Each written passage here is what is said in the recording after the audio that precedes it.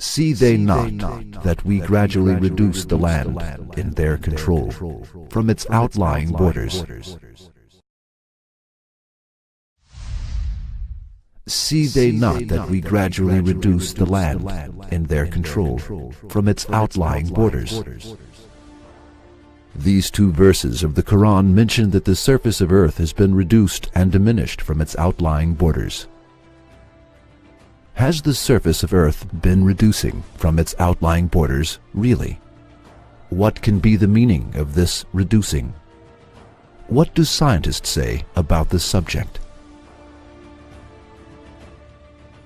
According to the information of NASA, while the Earth's equatorial radius is 6,378.5 kilometers, its polar radius is 6,357. This means a difference of 0.3%. Here, there is an indication of this flattening at poles with the following statements from the Quran. We reduce the land from its outlying borders, and we diminish the land from its outlying borders. Besides, we also point out to the following issue that there is a statement in the verse as we gradually reduce instead of we reduced. From this statement, we understand that the process of reducing still continues. If there were a statement within the verse as we reduced, we could understand that the earth was created in the same shape as it is today. The statement, we gradually reduce, informs us about a formation after a definite process. That is, reducing is still continuing.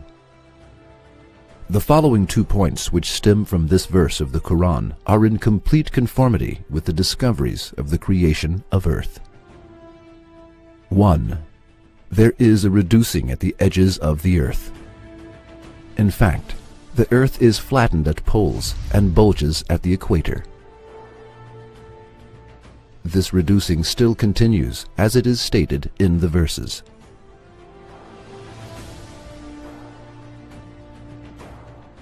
2. The present earth is different than its first state. There has been a gradual flattening from its edges in the course of time after a process. This occurs as a result of the rotation of the earth around its own axis. The conclusion that stems from the verses of the Quran of which we have analyzed is in complete coherence with the scientific discoveries. There is a reference for other scientific truths in the verses apart from these findings. One of them is that there is a loss of matter around the earth, though very little as a result of Earth's rotation around its own axis. The statements in the verses as we reduce and we diminish indicate this loss of matter around the earth.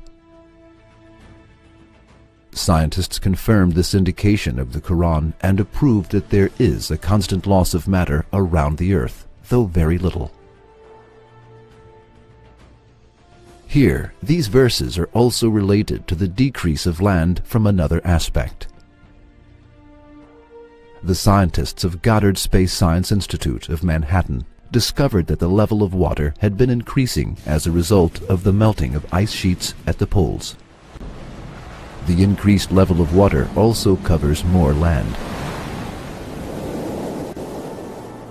As the coasts are covered with water, the total surface area, or the quantity of land, also diminishes.